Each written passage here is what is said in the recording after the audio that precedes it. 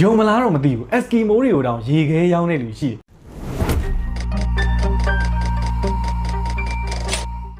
ကျွန်တော်တို့ marketer တွေမှာဆိုရိုးစကားတစ်ခုရှိတယ်။ဘာလဲဆိုတော့ तू က marketing လုပ်တာအရင်တော်တဲ့လူဆိုရင်ဘယ်လိုပြောလို့ရှိလဲဆိုတော့ဟာဒီကောင်က Eskimo တွေကိုတောင်ရေခဲရောင်းနိုင်တဲ့ကောင်ဆိုပြီးတော့ပြောလို့ရှိတယ်ဗောလေ။တကယ်အပြင်မှာ Eskimo တွေကိုတကယ်ရေခဲရောင်းနိုင်တဲ့လူရှိတယ်။စဉ်းစားကြည့်ဗျာ Eskimo ဆိုတာတကယ်ဟိုအေးပါတယ်ဆိုတဲ့နေရာတွေမှာနေတဲ့လူတွေရေခဲဆိုတာသူတို့မမြင်စင်မှအဆုံးပဲသူတို့ပတ်ဝန်းကျင်မှာရေခဲတွေကြီးပဲ။အဲ့လိုလူတွေကိုရေခဲရအောင်ရောင်းသွားတဲ့လူတွေရှိတယ်။ဘာကြောင့်လဲဆိုတော့တကယ်ကြီးကို marketing မှာကျွမ်းကျင်တဲ့လူတွေကဒီတစ်ချက်ကိုကောင်းကောင်းနားလည်ထားလို့လူတွေက product တွေကိုဘယ်တော့မှမဝယ်ဘူး။အဲ့ဒီ product ကသူတို့ကိုဘာတွေလုပ်ပေးနိုင်လဲဆိုတဲ့အရာတွေကိုဝယ်တာ။ဒီတော့ Eskimo တွေကိုရောင်းတဲ့ရေခဲကရေခဲမဟုတ်တန်ရှင်းမှုလားသူတို့လိုချင်တဲ့ဒီရေခဲရဲ့ size လားသူတို့လိုချင်တဲ့အချိန်မှာရနိုင်တဲ့ရေခဲလားအဲ့ဒီအရာတွေကိုရောင်းတာမိတ်ဆွေရောင်းနေတဲ့ product ဒါမှမဟုတ်ရင်မိတ်ဆွေရောင်းနေတဲ့ service ကလည်းတခြားလူတွေလည်းရောင်းပါပဲဈေးကွက်ထဲမှာအဲ့ဒါကြီးရှိရင်လည်းရှိနေမှာပဲဒါပေမဲ့တခြားလူတွေမဖြေရှင်းရသေးတဲ့ပြဿနာတွေရှုထောင့်တွေကိုလိုက်ပြီးတော့ဖြေရှင်းတော့ဒီနေ့တော့10မိနစ်စာ marketing ဖြစ်ပါတယ်နောက်ဗီဒီယိုတွေမှာပြန်ဆုံပါမယ်